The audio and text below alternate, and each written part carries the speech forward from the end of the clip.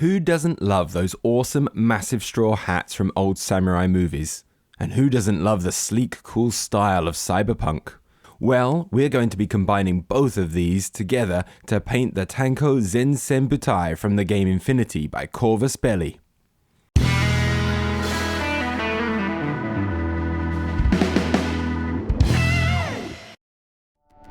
Where the JSA's Domaru Butai are noble samurai adorned in ceremonial armor and acting with absolute discipline, the Tanko are a haughty bunch of lower class soldiers that flaunt their samurai status to all. Also, unlike the Domaru, their armor design is very vast and ranging, as their power armor is made to be easily maintained and is often customized by the wearer with whatever they are able to find or even steal in audacious raids.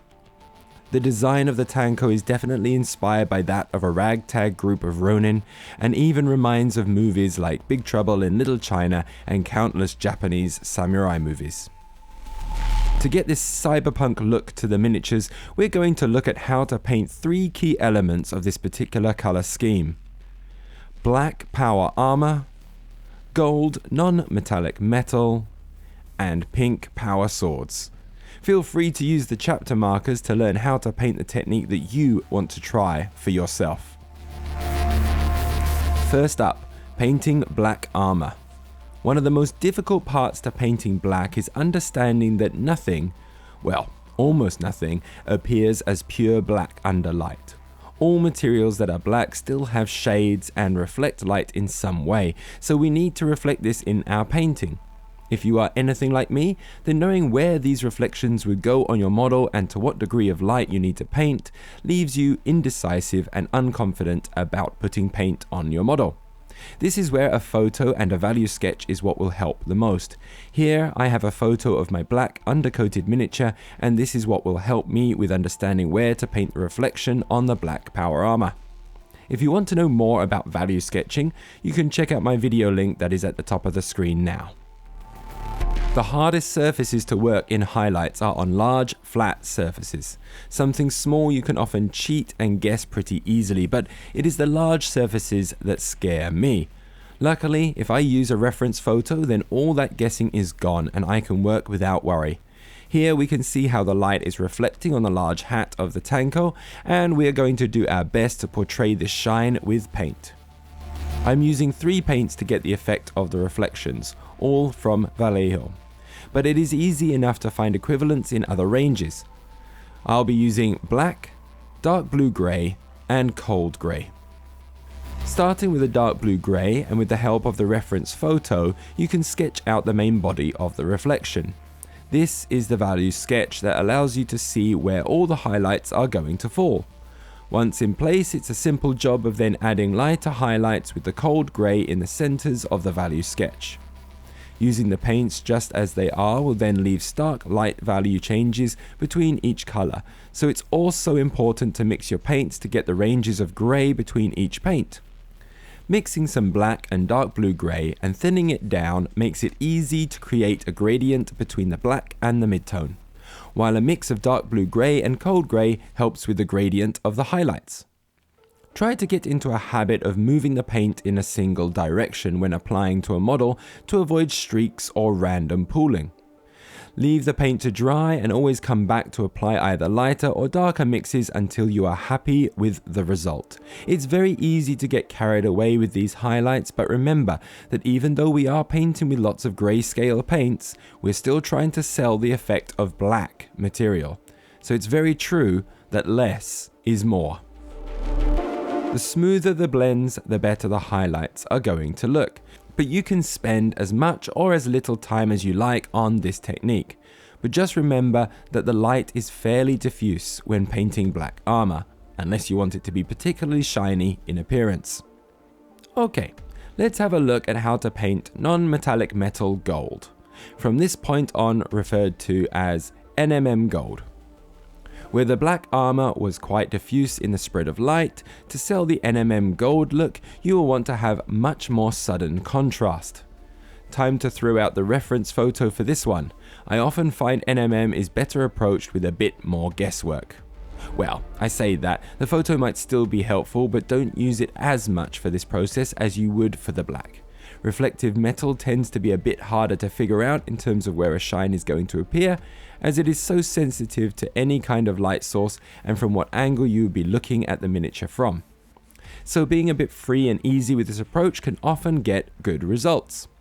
For my particular recipe, I use 3 paints: leather brown, heavy gold brown, and ivory. Again, you can use equivalents or try with different colors altogether. The most important part to selling the NMM effect is having high contrast, so I have that between these 3 paints. The brown is my dark, the ivory is my light, and the gold brown has saturation. I always begin by covering whatever I want to have a gold metallic quality in brown. I can then mix half and half brown and gold brown. This can then be used to map out the largest area of the reflection. We then work progressively up through gold brown and eventually ivory to create the transition. But as mentioned before, the change from dark to light should come much faster with very thin transitions between. It takes a bit of practice, but the more you use this technique, the better you are going to get at guessing where the reflections go and how it reacts to different shapes. Even if you are a beginner, this is a great technique to practice, as it teaches you all about contrast, and because of the tight transitions, blends are pretty easy to produce. I myself made a conscious decision to not use any metallic paints on any models I painted until I felt I could paint NMM to a decent quality. Alright, so the miniatures are coming together, but there still feels like there is a lack of colour. Luckily, there are some areas of the armour and the Powerswords they carry that we can paint up with a bit more of that Cyberpunk neon. Time for some pink Powerswords. Painting Powerswords uses techniques very similar to that of NMM, but you get to use some really crazy colours. We're going with pink, but the approach is the same for any kind of coloured Powersword. Again, I am using Vallejo paints for this, but you can find equivalents in any other brand of miniature painting acrylics.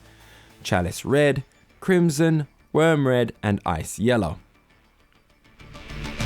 Much like the NMM gold, I begin with the darkest colour and put it on the length of the blade. Once this is dry, then the mid-tone is used to map out the reflections. This part is worth experimenting with, as there is not one single best place for where to place this, and it will depend on the effect you want to achieve and the shape of the blade you are painting. I could very easily go with 2 or even 3 points of reflection across this blade, but I'm going to go with 1 at the center, as it will help draw the viewer's eye to the upper body of the miniature. On these particular samurai swords, it's important that when you map out the reflection, the 2 ends of the reflection are parallel with one another. So if you draw the reflection at an angle, make sure the other side is painted in at the same angle as well.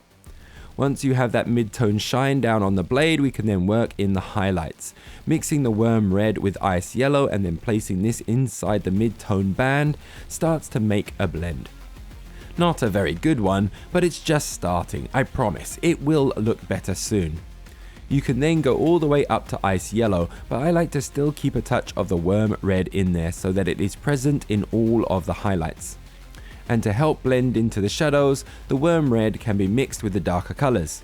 At this stage, thinning the paint down to almost a glaze is really helpful in blending the transitions so that it looks really smooth. The finishing touch to all this is to edge highlight the blade with your brightest highlight. This breaks up each edge of the blade you have painted and helps to make the sword look sharp. When edge highlighting, it is important to load the brush halfway up the belly and to not thin it too much. You can then use the edge of your brush to slide along the edge of the blade, only painting that very thin line.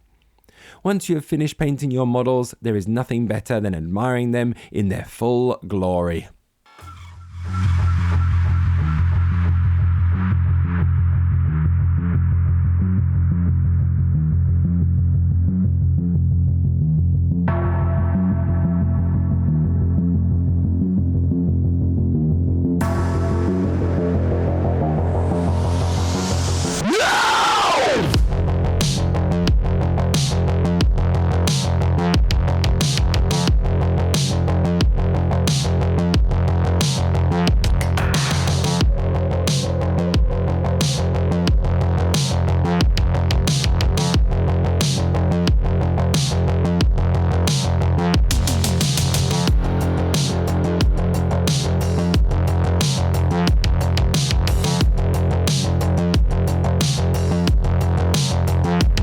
Well, that's it for this video. I hope you found the techniques used here useful for your own hobby painting. NMM and Powerswords are so much fun to paint, and there are so many recipes for getting awesome results. If you have any paint combinations that you think are great for power weapons or NMM, please leave them down in the comments so we can all give them a go and help each other grow as painters. Before I go, a special thank you to my patrons that support my YouTube channel. If you are interested in supporting, you can find the link in the description.